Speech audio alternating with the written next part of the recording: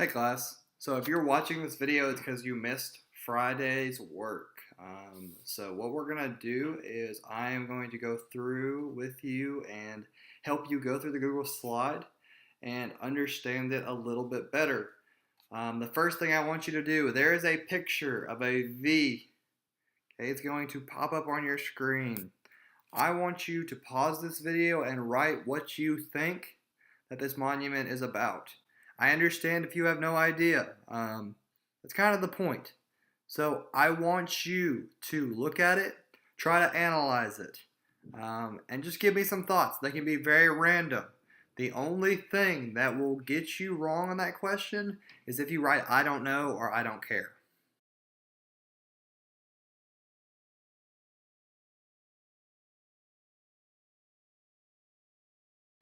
Okay, so that V, this monument, this monument is actually a monument to Serbian nationals who were killed in World War II by the Nazi Party. And that's what you need to write for this section, okay? Now, as you're writing that, I want you to think, did you have any idea that is what that was? No. And believe me, I didn't have any idea what that was either. So my question is that a good monument?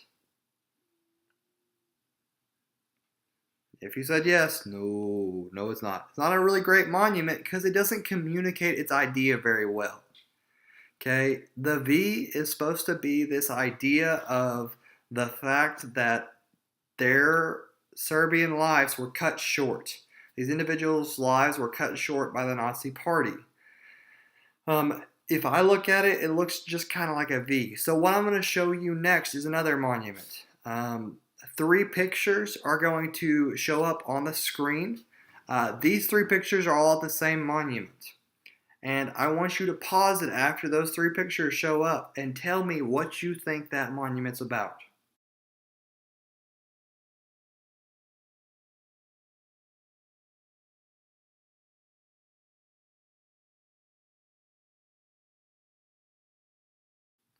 That is the lynching monument in Montgomery, Alabama. Now, if you guess something about slavery or people who died in enslavement, you're very close. What lynching is lynching is the idea of mob justice. So what would happen would be someone would be accused of a crime. So say someone said that I stole this iPhone, okay? If someone said I stole this iPhone, then what would happen if I got lynched would be that I would be taken by a mob of people, my body dragged through the streets, I would be beaten and harassed, okay? Now after I was beaten and harassed, I would either be hung, shot, or in some instances burned alive. Now that's a very terrible situation. And what this monument is trying to do is it is trying to show how terrible of a situation that was for so many African American individuals. So if you look at the picture that's about to pop up on the screen, what we have is we have a picture of the monuments. And it has pillars that are hanging in the air. These pillars signify every single African American that we know of that got lynched. And then it also says where that person was lynched. So what happens is, in this next picture, this shows an outside view of the monument. These other pillars have the same markings on them, and the goal is to get those places where these lynchings happen to take those monuments so that they actually take ownership of what happened in their area. A lot of times we like to say in history that, oh, evil did happen, but it didn't happen here. This monument is attempting to establish ownership for portions of our history, even though they might be dark and not so happy.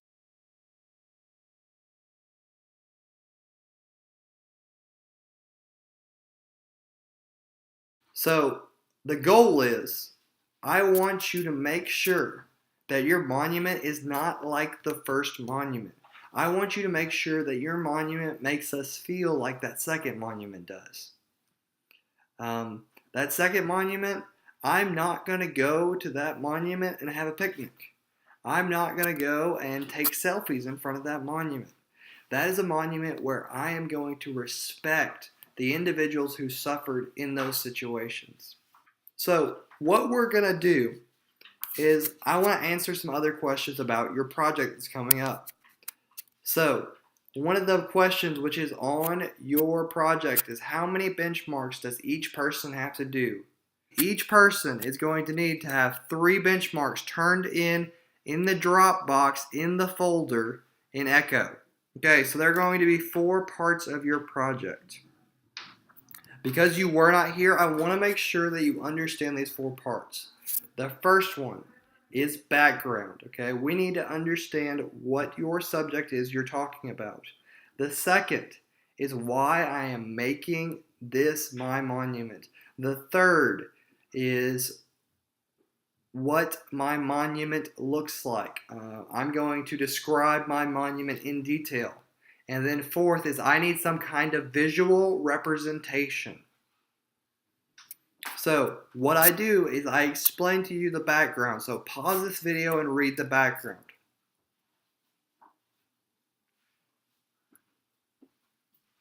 Okay, now I'm going to give you the reason why I want to make them a monument. Pause again and read this portion. Now finally, I'm going to show you different screenshots of not only me explaining my actual physical monument, but also showing the visual representation. This visual representation that I'm showing is pictures that I got off the internet, because I have no artistic ability, guys. If you tell me that you want me to draw a picture of a dog, it's going to be a bunch of scribbles that you have no idea what that's supposed to be. So what I did is I took pictures and used words to explain, like, this is what I want, this is what I would do, okay? You can either do it that way, or you can make something, draw something, produce something. I have one class who is deciding to do some 3D printing stuff, which is really cool. If you do that, I will give you 10 extra points on your project. Do you understand the words that are coming out of my mouth? I'm not going to count off if you can't do that. Thank goodness for that, because if I wasn't, this would probably never work. But I will give some incentive if you want to try to do something like that. But it needs to be good. Now, review how I explain my project, and this will help you be able to explain yours. So the last blank on your research paper is, what 2 ways can you do the monument? 1, you can use pictures off the internet. 2, you can do something yourself to turn into me for 10 extra points.